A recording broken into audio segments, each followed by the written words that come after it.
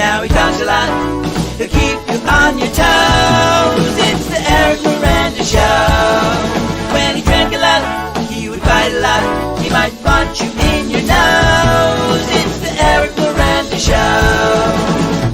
There are people who would tell you he is crazy, but if you listen closely, he's unbelievable. He used to drink a lot, now he talks a lot. He'll keep you on your toes. It's the Eric Miranda, Eric Miranda, Eric Miranda Show.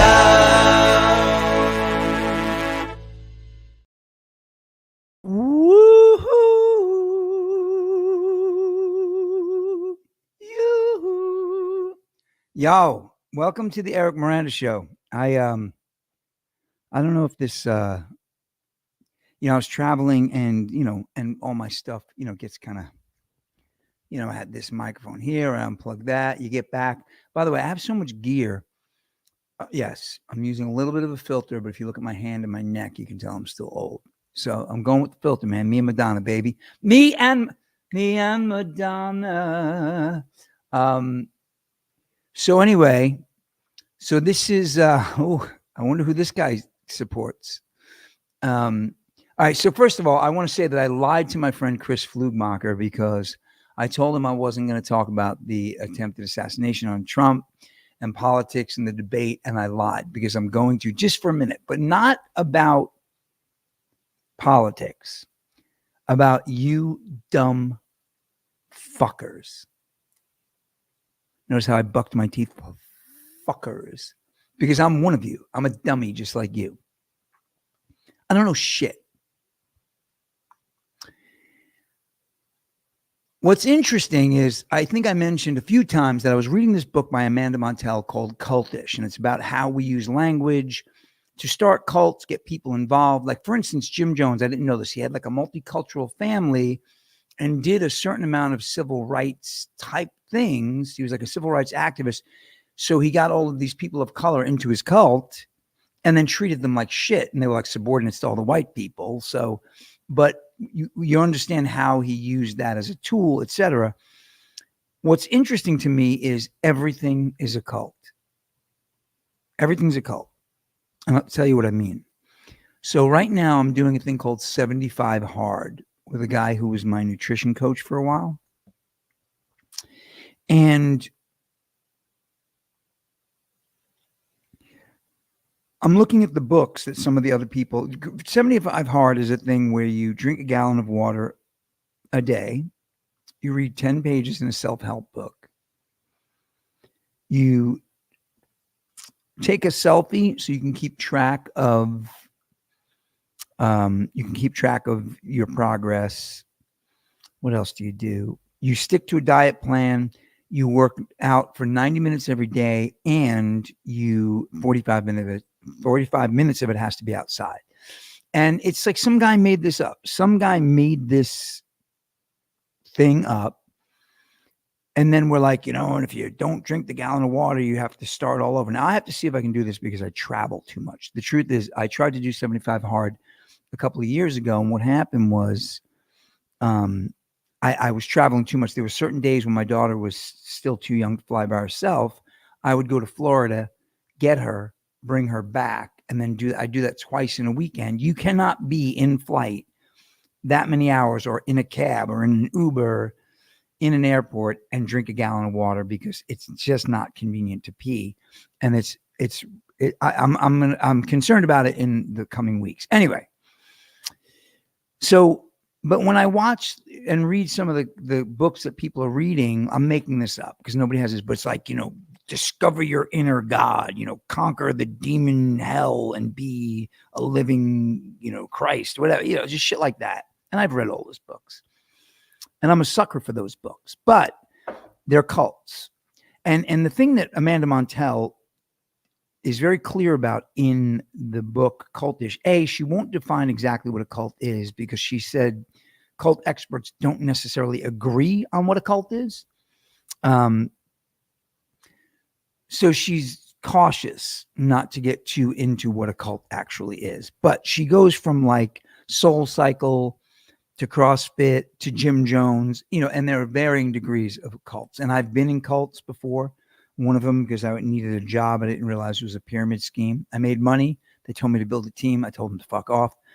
The other one was a religious cult that I needed a place to live. I stayed with them. They told me not to listen to Led Zeppelin, told them to fuck off. So I'm not a good candidate for cults. I once took the Scientology test with a friend of mine in Hollywood. She got accepted, and they're like, yeah, we don't think you're right for us. It's like, of course I'm not right for you because I don't listen to anybody. But the thing that's interesting about the cult language is it's in everything. And now that I'm like super independent, I don't know if I can stay in the 75 hard group. And some of the people in the group may be listening. And I tried to call one of them today. I have an issue, I have a physical issue that's making it a problem also. But anyway, with the working out. But it's a cult in that it's a culture. We have a culture of people who believe in rah-rah. We're going to like drink water. We're going to eat healthy. We're going to do 90 minutes of exercise a day because we're pure people. We're going to do 45 minutes of it outside. We're going to read a self-help book. My self-help book has been the AA Big Book for the past 6 days or whatever it's been. So it's a cult. And that doesn't mean it's a pernicious cult. It doesn't mean there's anything wrong with it. Everything is a cult. AA is a cult. I've been in that cult for 31 years. I'm not supposed to break my anonymity at the level of radio, press, film, and the Eric Miranda show. But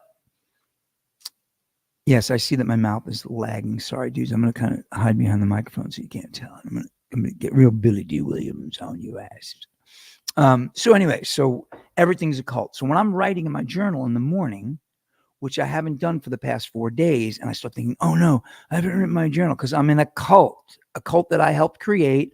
Julia Cameron, the artist way, she says 3 pages, 2-way prayer in the old AA tradition, say 20 minutes.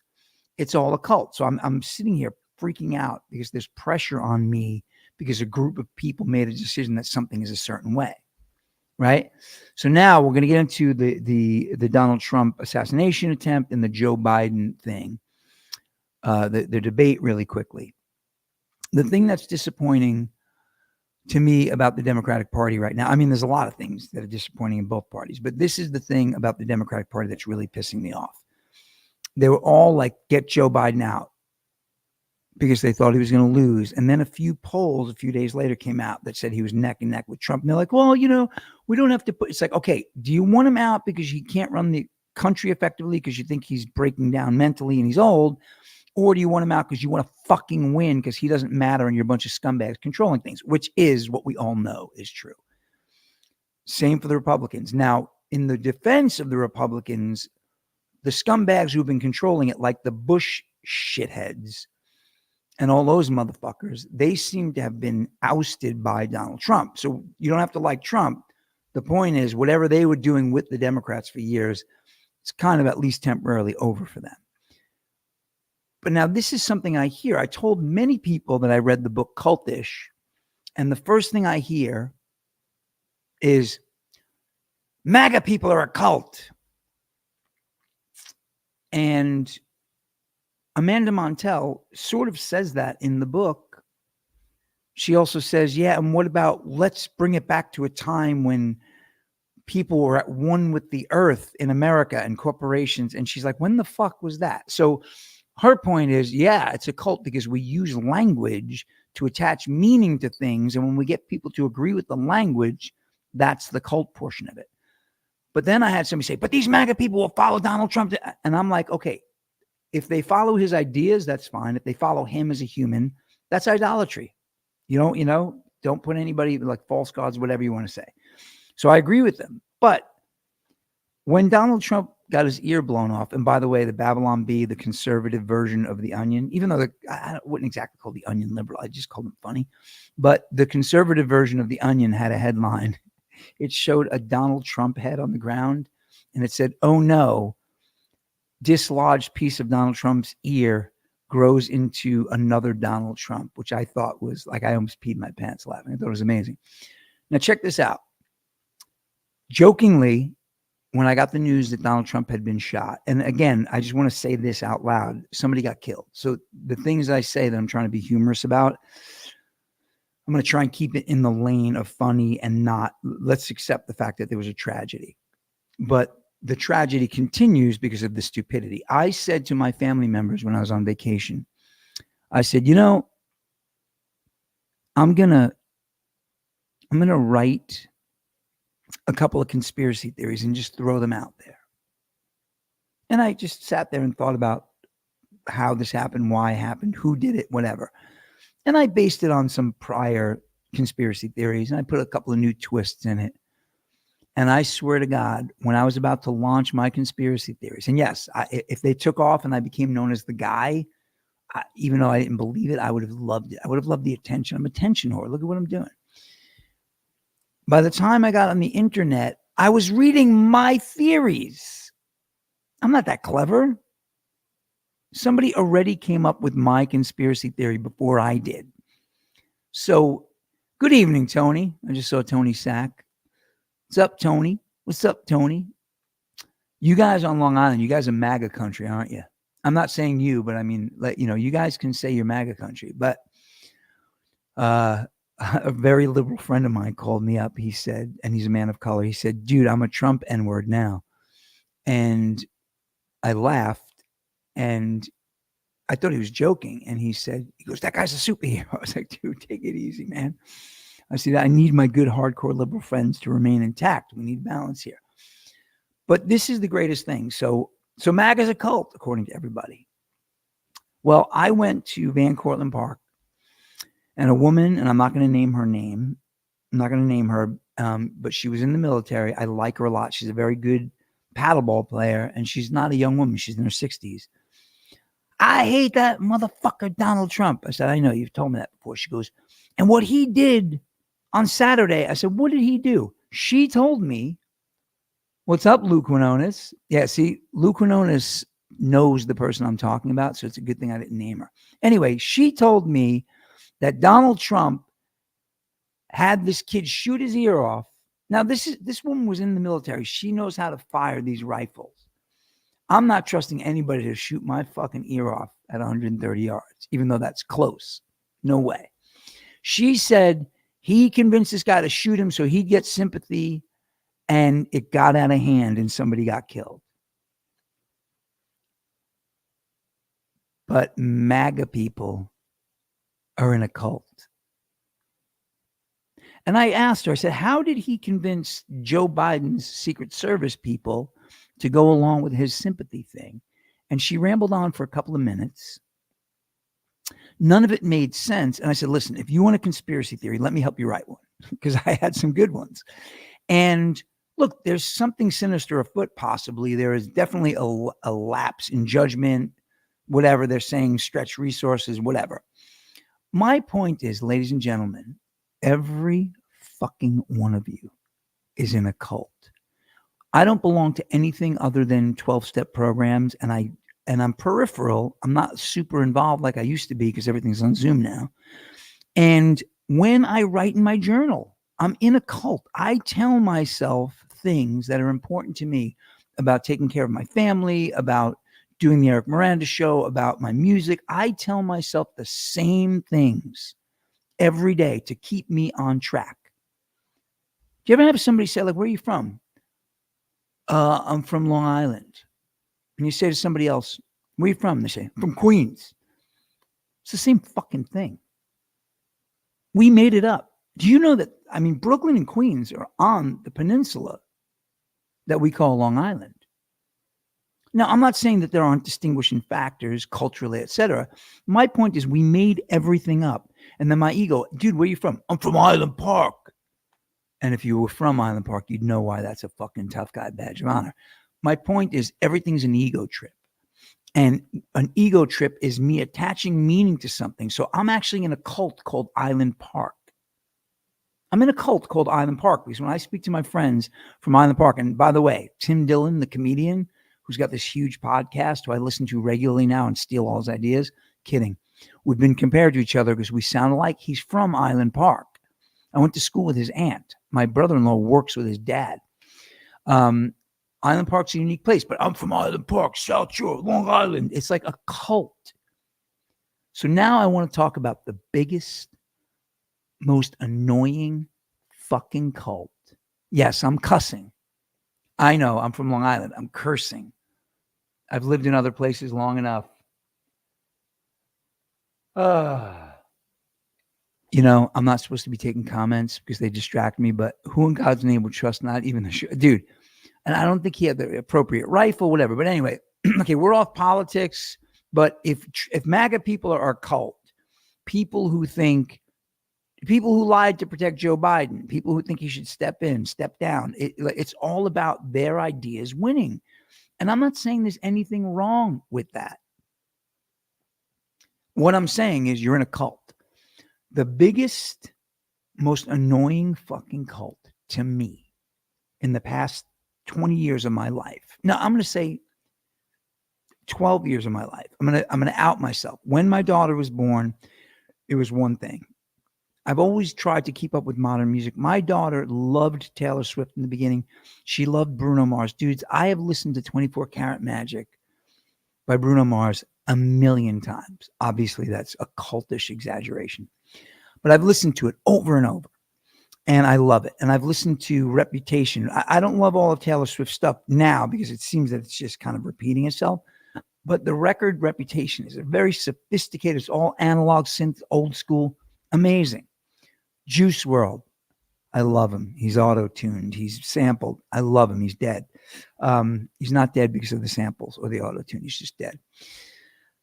I love all of it because my daughter, being her age, we would listen to it. And what happens is when you listen to modern music with your children in the car, and then 2 years later, you're back in the same place and you put it on, you created a memory. You created nostalgia. You have a thing that you're attached to because you had the wherewithal to listen to something that wasn't what you were attached to before that. You listen to something new. Every one of my friends who were Rolling Stones fan, I remember when the Harlem Shuffle came out, and I remember when Miss You came out, anything that had a funky beat, they're like, fucking, the Stones are fucking disco now. The Stones are disco. Dude, I'm going to get a shirt that says the Stones are disco. Unbelievable, right? So,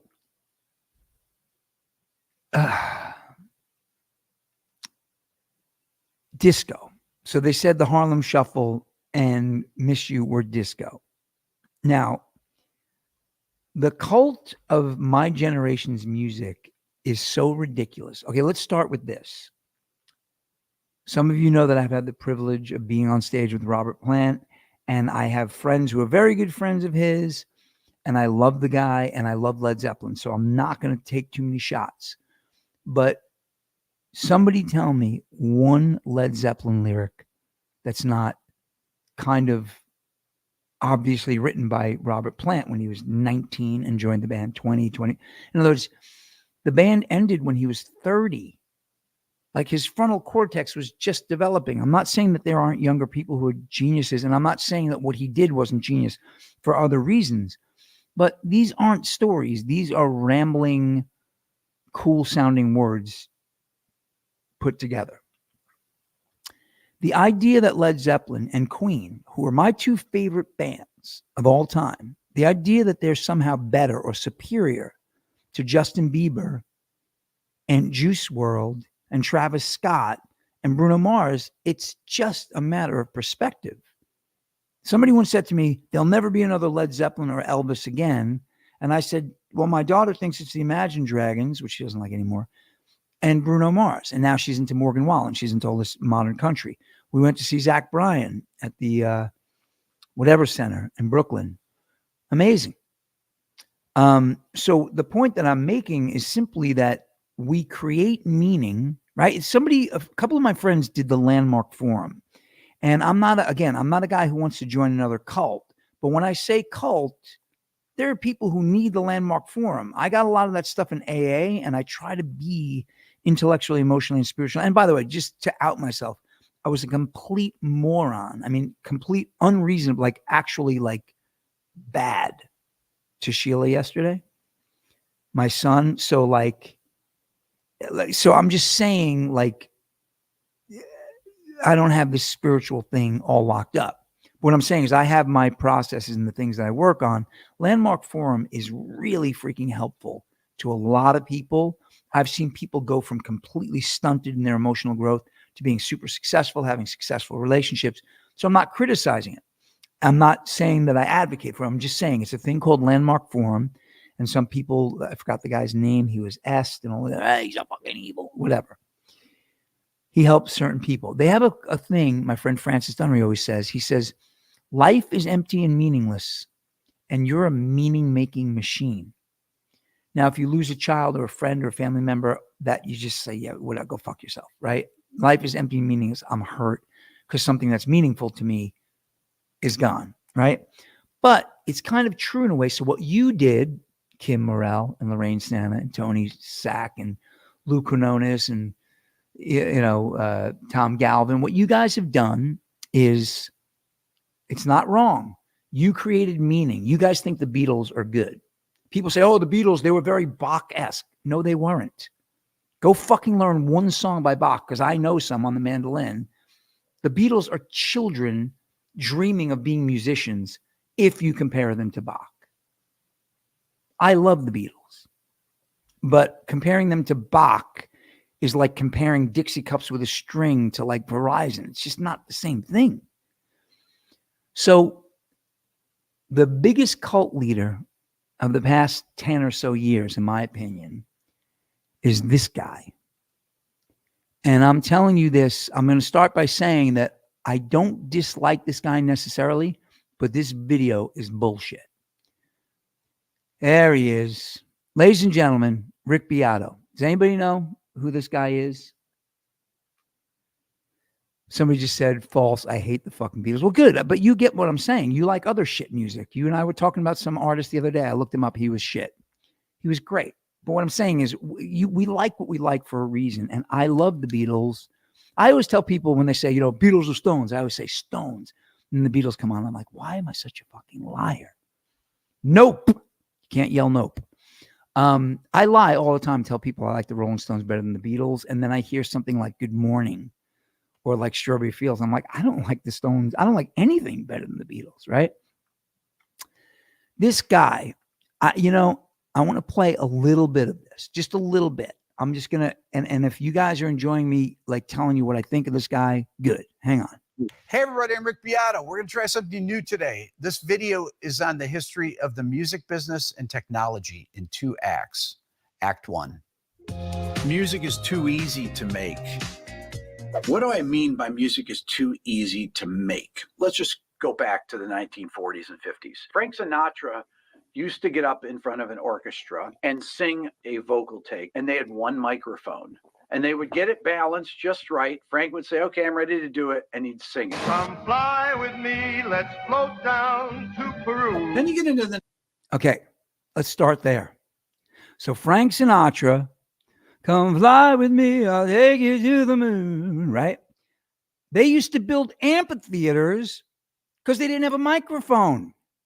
And opera singers, when you hear an opera singer, they put their body against the wall and it sounds like somebody's ringing a bell. So let's start there. But music's too easy. You know what else is too easy, Rick Beato? Film is too easy. You have a YouTube show. You stand in front of an iPhone. You're making a fortune and God bless you. Guys, I'm not hating on this guy for being successful. Clear, and he does some, look, the thing with Eric Johnson playing a Van Halen lead, all that stuff's amazing. But this is bullshit right here. Because why do you get to be on YouTube and have millions of followers with an iPhone when it used to have to be lights? And somebody used to have to pay for that, just like music. And now listen what this knucklehead says. Check this out. Come on, stay with me. Stay with me, everybody. And if you want to rant and rave with me, please do. Here we go. Rick Beato. Keep going, baby. Keep going. Share. I hate this process, but here we go. The 1960s or so, and then you have things where you have multi-track machines. You could go in if you had a mistake in a vocal part or any instrument, and you do a punch in. Oh, I don't like that word. I sang it out of tune, or I want to change this lyric. You go in and you just punch in, fix the line, punch out. Fast forward to 1998. Did you hear that? Multi-track recording, punch in, punch out. Fast forward to 1998. Really? Fast forward to 1998. Okay, dude, I have seen you get a reach around from every 1970s, 80s, 90s musician you can get on your show. You blow Nuno. I shouldn't say that. I don't want to hate on Rick Beato. Rick, if you see this, and I know you're going to, because a friend of mine said he's going to forward it to you, I didn't mean that blowing thing. Okay, Rick, come on. You and I one of the few times I listened to a whole podcast of anyone, I listened to 45 minutes of Rick Beato interviewing Nuno, who was talking about Brian May. Guys, I'm in the cult. I'll lead the damn cult if you want. But don't tell me in the 60s we punched in one word. Fast forward to 1998 with auto-tune. Are you kidding me? Let's talk about multi-tracking.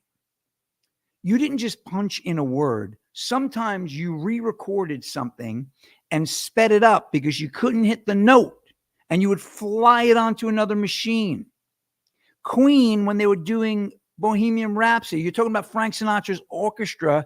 He needed an orchestra because he couldn't record on multi-track over and over and over. The technology was actually there. They just weren't using it yet. Queen had to dump the whole song Bohemian Rhapsody onto another reel because they were wearing through the recording. The tape was disintegrating. So they comped it and went back to it. Okay. I think in the end, when Ringo goes, boom, can you guys hear that?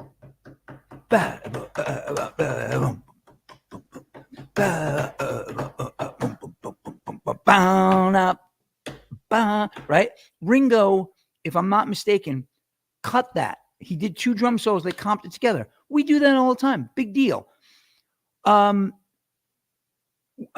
Strawberry Fields, which I mentioned. So I don't know how many of you know this. What's his name? John Lennon had a Mellotron at home, which is the opening, right? And he recorded it for the opening of Strawberry Fields, and they didn't like the tempo. So his finger is on the flange. If you guys heard of a flange is the side of the tape reel. He has his finger on the flange, Rick, and somebody slows it down. You can hear the warble in the tape. So he did it in one tempo, but they loved it so much because it was magical that he did it at home on his little recorder with his Mellotron. And then he goes and he sticks his finger, or somebody sticks their finger on the flange to slow it down so it would match the song. That's a fucking trick, Rick. That's the same thing as using auto-tune. I don't mind that we did this in the 70s, and I love Frank Sinatra. I'm not hating on anybody, but this guy's whole thing here is why music's getting worse. And then he says auto-tune, and then they realize it can make it sound like a piano, which is cool. That's called an effect. I think you used delay, Rick. I heard your bad band, the Billionaires. You guys sound like a grunge band 5 years too late, and I can hear the agony of you being crushed under the back wheels of the goddamn bandwagon. I'm doing a pretty good job of not hating on him, right? Like, come on. What I'm saying is it's all good or it's not. But the disparity is which cult are you in? So John Lennon puts his finger on the flange. We used to fly things in. Robert Plant's voice is amazing for a few reasons, but one of the reasons is they would put Jimmy Page's guitar right and left, right on top of him, so you couldn't hear any of the rough edges of his voice. And the tone, the frequency of his voice would cut through it like a razor blade. I actually love Robert Plant most when he does his Elvis thing. Like when you hear him do like Little Sister with Rockpile, you know what I mean? And what I'm saying is the tricks. How about this? Okay, Rick, let's go back to Bach. If music's getting worse, let's start with Bach. By the time we got to the Beatles and Frank Sinatra, we should have stopped listening because it's not the same creative caliber. But let me ask you guys a question. Somebody just logged off. Can't handle the truth. Everybody wants the truth until they hear it. So anyway, I'm kidding. I don't know. Their dinner may have been ready. So check this out. So if you're going to compare music and say it's getting worse because you're old, Rick is old. You have white hair. You're 3 or 4 years older than me and all my friends on here. You're old and you don't want to die. And Brian May and Nuno, they don't want to die either. And every time they hear Juice WRLD, who's dead, by the way, or somebody who's 21 or 26 who's doing music, they're like, fuck, I'm old. I don't want to die. So if they don't if we don't attach this more important meaning to our generation goes away. It's supposed to. Can you guys imagine if I went on tour and instead of flying to England, I took a boat? Why would I do that? They invented an airplane. So Bach is the ocean and everybody else is just a little fish in the ocean. I mean, like, seriously, Bach it's stunning. But my point is disco. Oh, it's fucking disco. You know, it's a 4 on the floor. Like, everybody's got an opinion, and then there's somebody who likes it. By the way, fame is an agreement, right? We can say that Taylor Swift is not good, but she's famous, and she's famous because enough people agree to show up and make her famous. And you kind of have to accept it. And I'm saying this, including Rick Beato, because you know what? Rick Beato is not on his show right now ranting and raving about me. I'm on my show ranting and raving about him, but it's not so much about him. It's about us and the way we attach meaning to things, the way we make Led Zeppelin more important than Bruno Mars. That may be true for us. It may be true for you, actually. Led Zeppelin are not more 24 karat magic in the air. So my point is simple. Everything is a cult.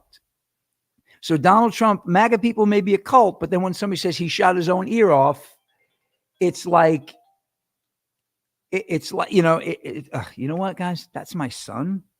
1 second. What do? I can't just walk away, and I have to talk to him. Hang on. Let you guys stay with me while stay with me. Where is he? Here he is.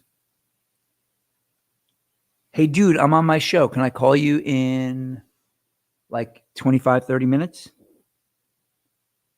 Is this too personal for you guys? I'm in the middle of ranting and raving, and then I get on with my son. What is wrong with me? So anyway, so look, so, you know, yeah, so MAGA is a cult, but then somebody said that Donald Trump had his own ear blown up. That's kind of cultish to me. It's like, hey, Joe Biden's my guy or Donald Trump's my enemy. I'm in this one group or the other, and I use language and fiction and theories and maybe some true stuff to justify why. So Led Zeppelin being better than Bruno Mars is just an opinion. And what's really interesting, I'll give you an idea. I'll give you an example of attaching meaning to ideas. I don't even know if I need to get back to Rick Beato, but I'm gonna, because he does something a little sus, in my opinion. So somebody was like, dude, I like Led Zeppelin because I fucking love when you can fucking hear that fucking kick drum. And I sat him down and I said, okay, here's when the levee breaks. And it goes, right? And then I put on Eye of the Tiger or Hear Me Roar by, what's that woman with, who I don't know if she has a face because everything else is so perfect. Katy Perry. I put on the eye of the, and it goes, you couldn't record low end analog back then with John. I mean, they were doing the best that anybody could do, but they didn't have the technology. So even in people's minds, John Bonham's bass drum is this big thing, which it was, but you can't hear it. When I turn Led Zeppelin on and hit my subwoofer in my recording studio, it doesn't change much because a lot of those low frequencies the woofer does aren't really being recorded. So again, we're in the cult of what's important to us. And we use language and bullshit ourselves to attach meaning to things. Let's get back to Rick Beato, because Rick, when you see this, and I don't know if you can see the whole thing, this is the thing that really irked me. This was deceptive. This wasn't you just being wrong and me being right, because I'm right and you're wrong in this case. I can't hate on the guy. He's actually pretty good. But check him out. Ready? Here we go. Hang on. Oh, hang on. He's going to do a little of the auto-tune. I forgot to share the screen. Sorry, dudes. He's going to do a little bit of the auto-tune thing with Cher, but then there's something that he goes into after that, which so just bear with me. Here we go. Rick Beato. Auto-tune. I've talked about this a million times on here, but auto-tune was a plug-in that would go into these DAWs, digital audio workstations. So you'd have something like Pro Tools or Logic or Ableton. What you do is you take the vocal, let's say the song's in C major. Any note in the key of C major, it would tune the note to. Well, T-Pain and people like that realized if you put it on a really hard tuning, it would make it sound like a keyboard. And that's what they did in the Believe song. Well, then the same thing starts happening with drum parts. Guys playing a drum part and you're like, you know what? This would be a great take of this first verse if this one hi-hat wasn't a little dragged. Well, let's move it back a little bit, or let's move it forward, whatever. And then you move that and you're like, well, the snare after it kind of sounds weird because we moved that forward.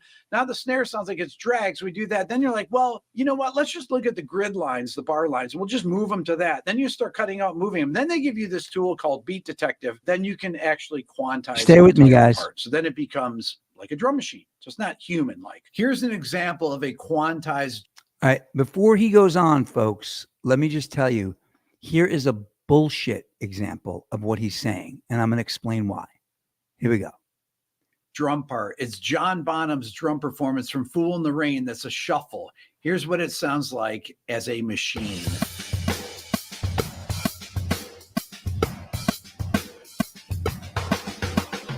Now, here's the actual human performance of John Bonham. Notice the swing in it. The future. Fuck you. The way you see it is said to depend on where you Oh, sit. come on. At X. Trying to make a point here.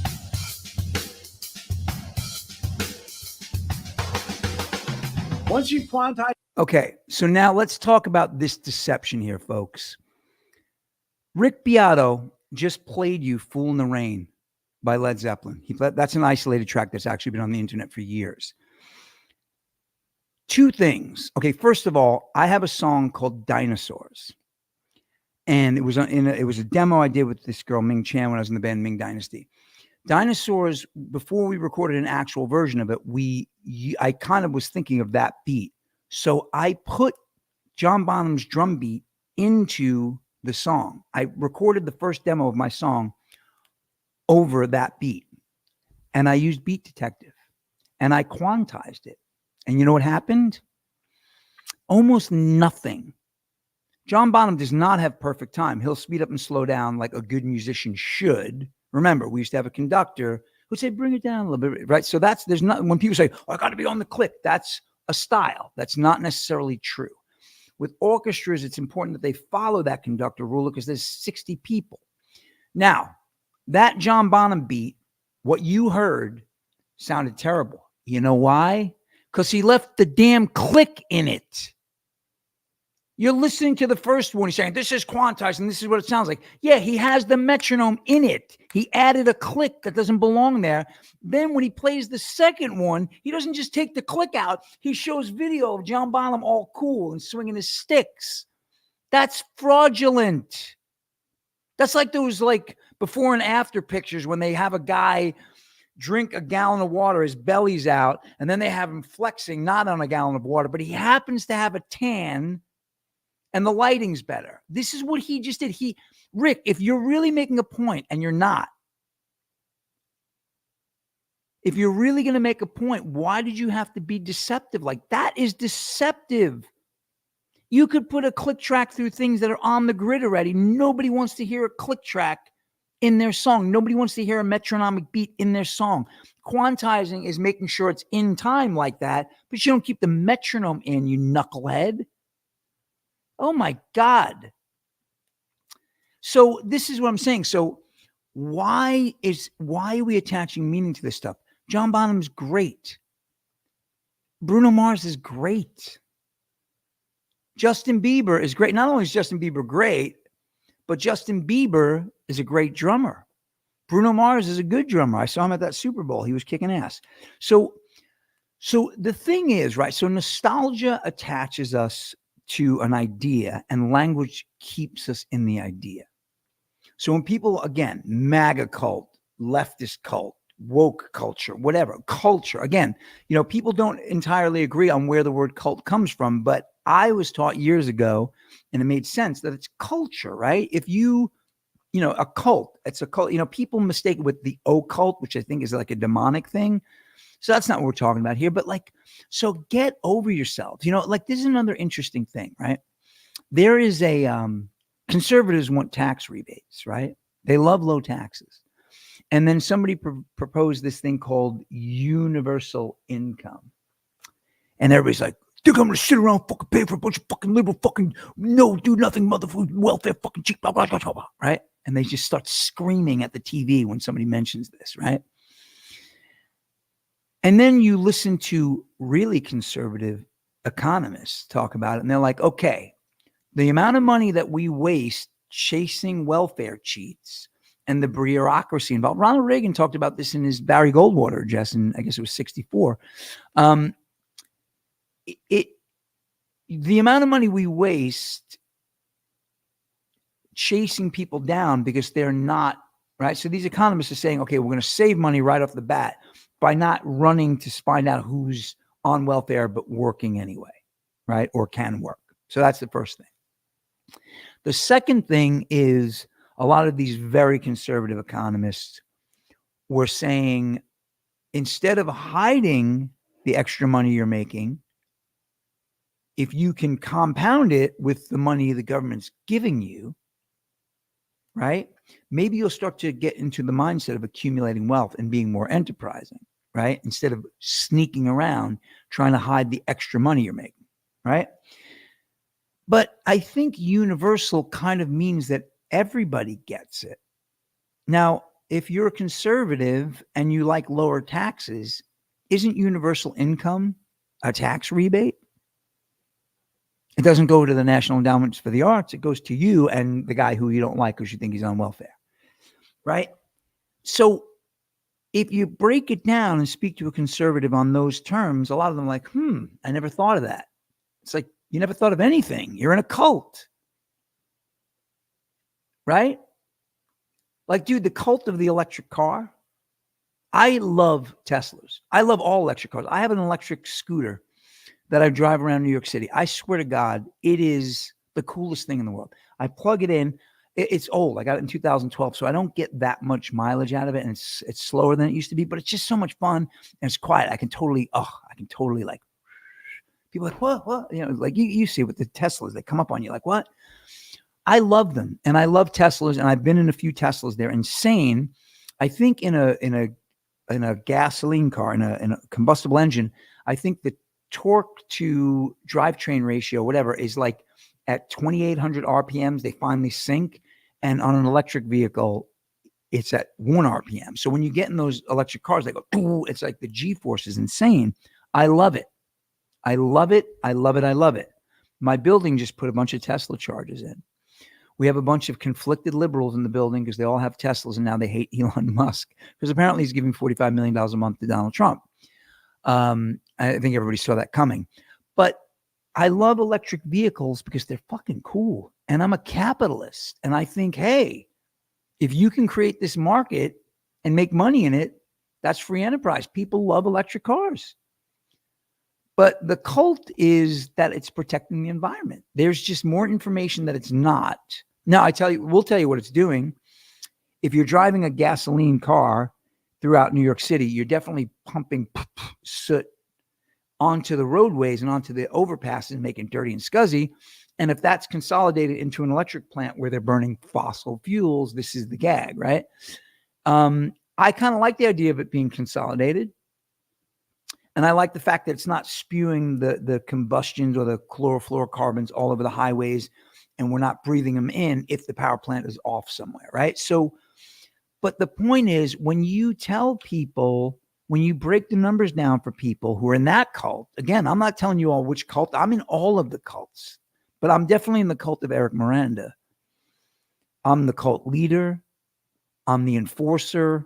I'm the guy who escaped the cult. I'm the news reporter writing about the cult. I mean, I'm in the cult of everything because everything I believe, I either inculcate regularly or the power of that belief goes away.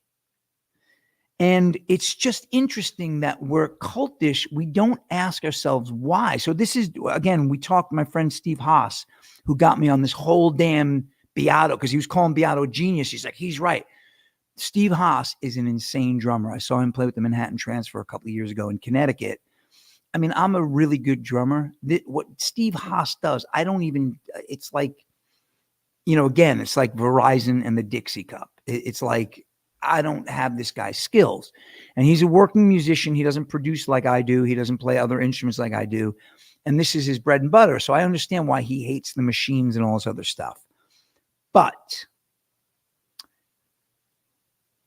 I have to ask myself, what my goal is Brian May. And again, if he sees this through friends or if he hears about this through my Red Special forums, I'll be upset. But like he played with Les Paul one day. I think I totally got sidetracked on the cult thing, but whatever. Par for the course with me.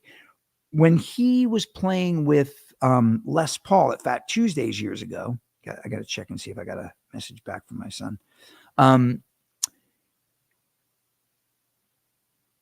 I didn't mean to call. I'm on the Eric Miranda show. I used to drink a lot. Now I talk a lot.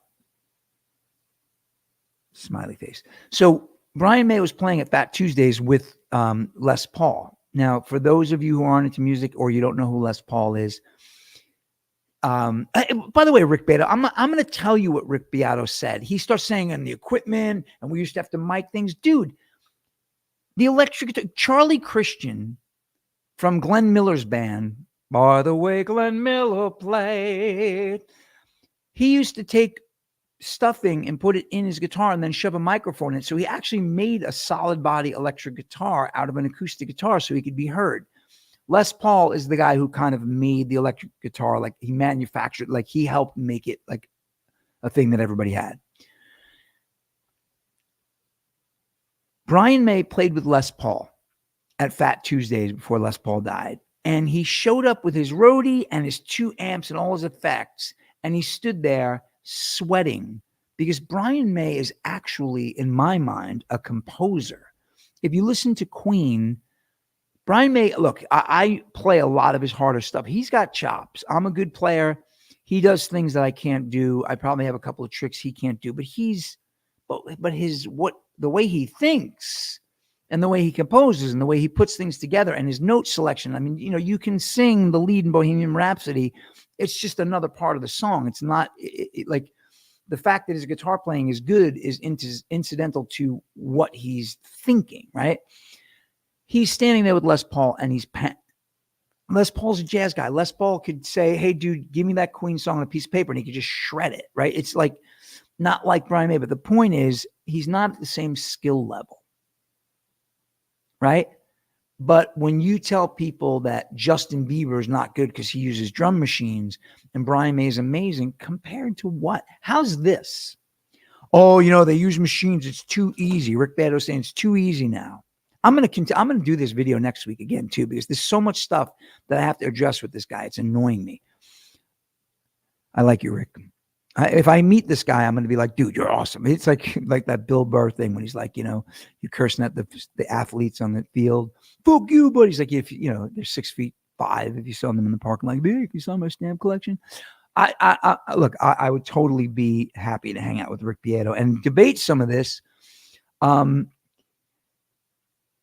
this is the thing, right? When I say Brian May is a better guitar player than so-and-so, it's because I decided that in a vacuum.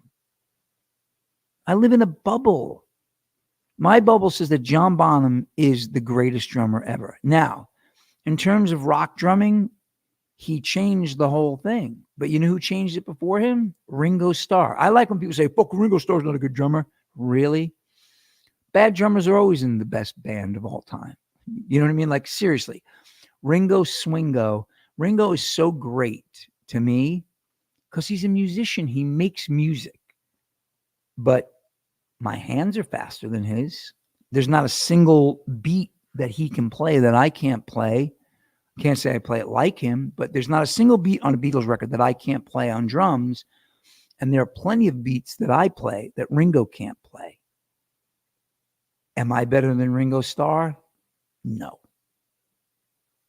I mean, it's just a preposterous notion because music's communication. He has communicated to millions and millions of people, and he has communicated in a way that's really pleasing, man. It's like when you hear the song Good Morning, I get good morning, nothing to do to save his life, call his wife in. By the way, Rick Beato gets into the multi-track thing. Ringo Starr, as great and swingy as he is, he was the beginning of the end of drums. And I'm going to tell you why.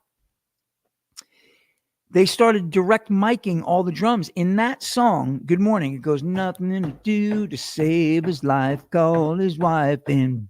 And he hits the floor tom and the cymbal. And because there's a microphone on each of them, you can actually hear Jeffrey Emmerich, the engineer, going, and he lets the compression off. So it's really tight. And then so they started manipulating individual drums back then. And then a whole generation grew up listening to manipulated drums. And then they started trying to emulate those. When my kids sing, they sound like they have auto-tune on them because they're going like, they're doing whatever that effect is. They're trying to emulate that, right? So there's a whole generation of people who heard Ringo Starr direct mic'd and started trying to emulate the control that they were using with the mics in the studio in the mix. It's an interesting point. John Bonham, interestingly, went back to kick drum, snare drum, and 2 stereo mics. So he went back to old school, jazz style for his recordings. Now, there are places that's actually that's not the right key. There are places I remember, right? That's the key. Some have gone and some remain. So does anybody raise your hand if anybody knows how that little harpsichord lead came to pass? Does anybody know? I'm going to wait a minute. Wait a minute. Wait, what? Somebody said something. Yeah, Tom Galvin has an electric scooter too. It's awesome, right, dude? All right, does anybody know how the harpsichord solo got onto In My Life? All right, I don't see anybody. You guys may be on a lag. I'm going to tell you what happened. Beatles tried a bunch of different things. George Harrison tried a lead. Somebody played the piano. They went out to lunch. George Martin sits behind the piano, turns the tape down to half speed, and instead of going, he went, dung, boom, boom, boom, boom, boom, boom, played it an octave lower, half speed, sped it up. Piano, an octave lower, turns into a harpsichord. Is there anything wrong with it? It's amazing. I love that song. It's a trick, Rick. And it's no different than auto-tune and putting things on the grid. And by the way, so there's a guy named Noah 40 Shabib.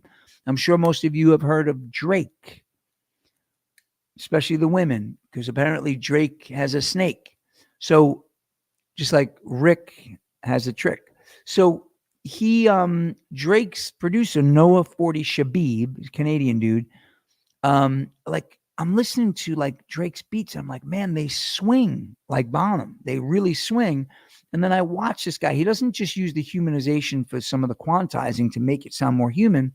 He takes the entire beat. He highlights it. He puts the grid that Rick is talking about, that, the quantizing grid that they put Bonham on. And he takes the entire thing and he moves it back. Like, so if he's at 128th notes, he moves the whole thing back 128th note, so it breathes. So it's kind of like the natural ability for a drummer to stay behind the beat. So he gets rid of the mechanical thing. So what I would challenge Rick Beato to do, his band is terrible. I'm sorry, Rick, if you hear this, your band Billionaire, you guys definitely did not become billionaires because you're not that good. It just sounds like a typical grunge where the singer's got like a high Steve Perry kind of thing a little bit, which is kind of cool. But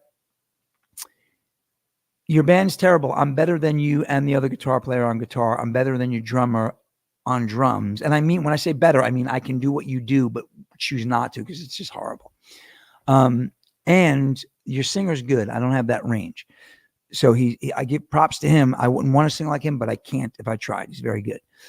So anyway, so the whole idea for me about music getting worse is this. If it's getting worse, it started getting worse from the minute Bach died on down. The bigger issue is, why do we think music in our generation? My dad was like, why do they have to have, he would hear like the middle of Whole Lot of Love by Led Zeppelin. He'd be like, why does he have to have that thing? Until he found out I was going to play with Rob. He's like, oh my God, Led Zeppelin. So we attach meaning to it. We attach our cult to it. And the worst part about being in a cult is sometimes we don't know why we believe what we believe. And this is the example that drives me crazy than anything. When you listen to that beat that Rick Beato put on with John Bonham, Fool in the Rain, you guys can find that isolated track on YouTube. You listen to it. It's unbelievable. Like, you'll hear the song Fool in the Rain in your head just because of the musicality of John Bonham's drumming. It's stunning. Same thing with Somebody to Love, isolated drum track, Roger Taylor. It's insane. But I completely lost my train of thought, guys. Unbelievable. The musicality of all of it. Oh, this is what it is. If you listen to John Bonham was about 5'10", about 210 pounds for most of Zeppelin's career. He kicked his bass drum kind of hard. He hit his snare drum medium and rarely hit his hi-hat or his cymbals hard. So he had dynamics. So he'd go, so he's hitting this like this, but he's kicking that bit, and you hear boom,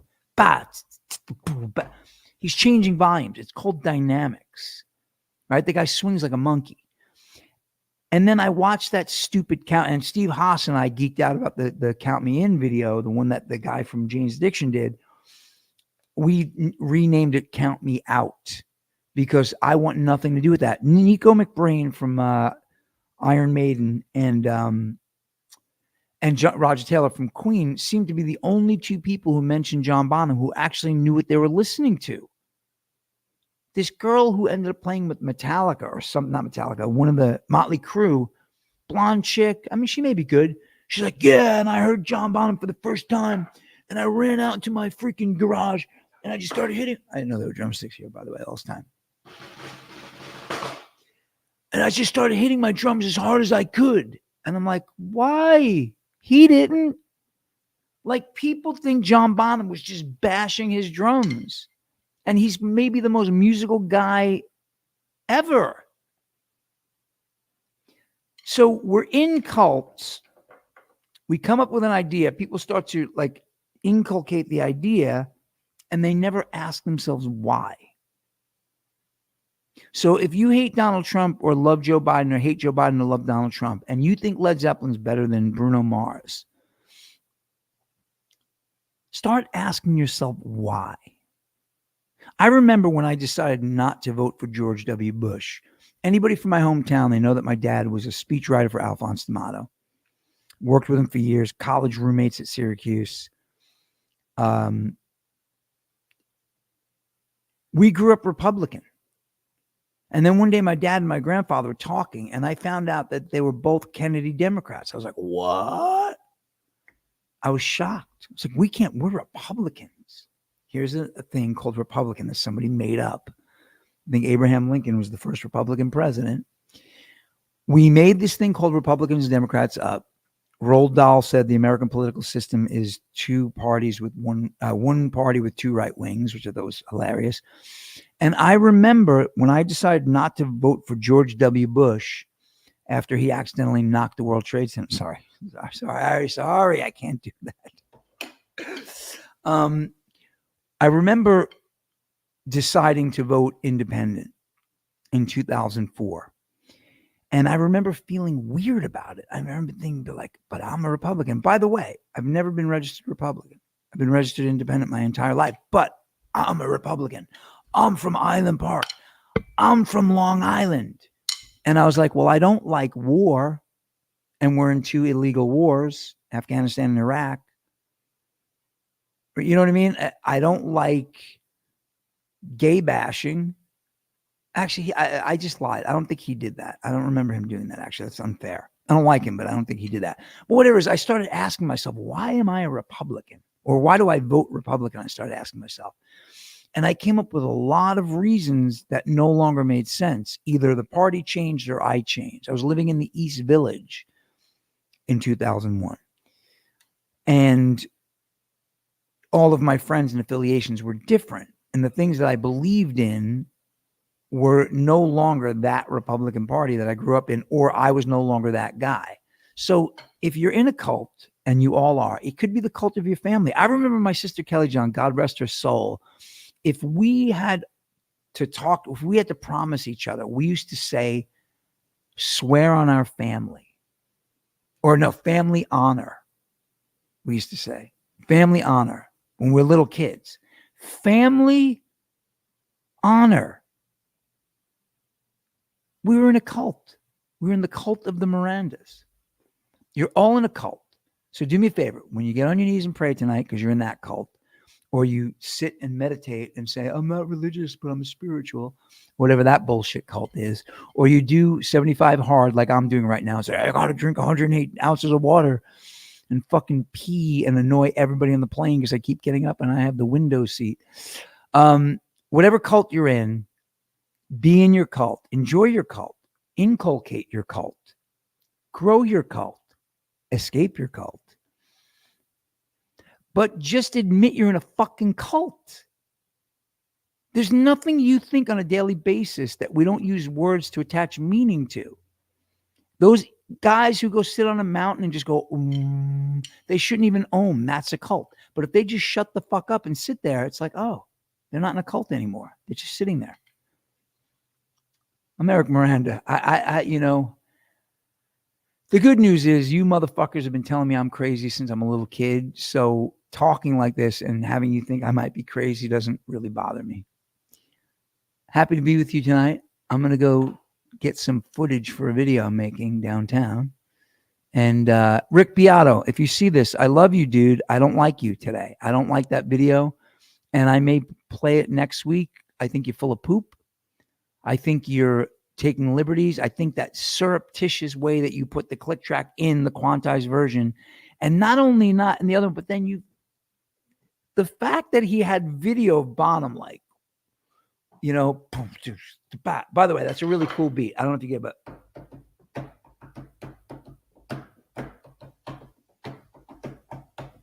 and that, right? Well, there's a light in your eye that keeps shining. It's a really cool, it's a New Orleans swing thing. I think they call it the Purdy Shuffle. Bernard Purdy may have been the guy. Should I sing a song for anybody? Does anybody need to thank you, Lori. Look at this, guys. This is a serious, you're not crazy and you offer. I'm in the cult of Island Park. What should I sing? I have no voice right now. I kept trying to do the falsetto. So I'm going to sing, You Never Close Your Eyes. Wait, did I do that one last week? I think I did. Maybe I'm not going to sing. I'm sitting here saying that I have to get off the air and then more and more people are coming on and I just love you all. But I'm going to go and I'm just going to tell you all I love you and I'll see you next week. Okay, just so you know. Okay, so I was in California. Came back and did I do one show when I got back? Yeah, I did one show when I got back. And then I was in Wisconsin and I hated not being here to do the show. And people were sending me text messages like, dude, where are you, man? I look forward to the show. Thank you for that. This is what we need to talk about before I go. In a couple of weeks, I haven't decided yet. I have an eating disorder, everyone, just so you know. Right? Like I eat too much or I don't eat at all. I work out all day long. And then I freak out if I don't. And then I say I shouldn't eat, but then I eat too much because I'm like, fuck it. Right? In a couple of weeks, I was trying to time it when my nephew is here from Texas because he swears he's going to do it with me. I'm going to eat a whole Sicilian pie. I'm going to eat a whole Sicilian pie. Now, a friend of mine was like, well, you're going to have a Sicilian pie that has 8 slices of 14. It turns out they're all the same size pan. It's just how many slices they cut it up. So I'm probably going to do an 8 slicer or 12 slicer from Salvatore's of Soho. If I did it at Joe's Pizza, I would have to go down to Joe's Pizza and broadcast from there, which I may do. If anybody wants to instant message me and they want to come on with me and my nephew, like I can send you a link and you can be on camera from your phone or whatever. Does anyone have the guts to try and eat a whole Sicilian pie? I may make the show an hour and a half that day, but come on. Is anybody up? Lori definitely, Jack's. Well, Lori, Jack's Pizza. Well, actually, Lori, what I'm going to do is after I eat the Sicilian pie from Salvatore's of Soho, I'm going to go drink Schmitz behind Jack's Pizza. And I'm going to take coffee cans, put them together, put alcohol in the bottom, cut a hole and put a wick and stick the empty Schmitz bottle in it. And I'm going to light it on fire, and it's going to fire over Jack's Pizza and land in Long Beach Road. Because that's just something that I may have heard of. Anyway, so yeah, Jack's Pizza is amazing.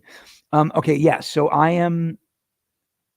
Oh, you know what, Lori? I don't know dancing. I mean, I know dancing in the moon. Just so you know, there are very specific songs that I have to sing.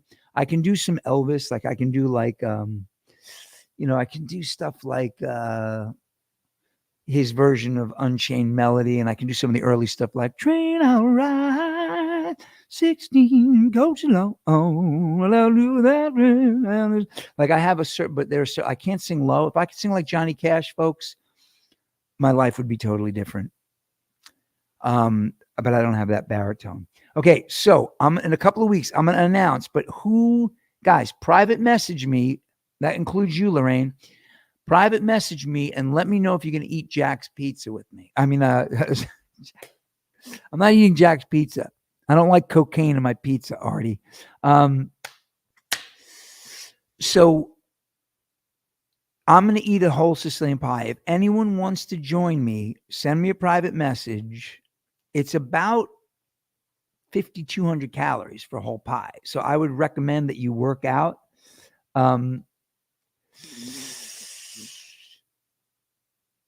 I wonder if can I sing a karaoke on here without them shut? You know what? Next week I'm going to sing karaoke with you. I'm going to sing a whole bunch of songs. How's that? But in the meantime, I'm going to eat a Sicilian pie, and I want people to join me. There's no Sicilian in Phoenix. My friend Chris F., I called him by his full name before. He said he's got a good place way upstate where he lives. I actually brought a friend of mine a pizza. Anyway, I got to go. Send me a message. Eat pizza with me. Love y'all. People are getting off because they're going to go watch Donald Trump's ear grow into a second Donald Trump. See you later. Signing off.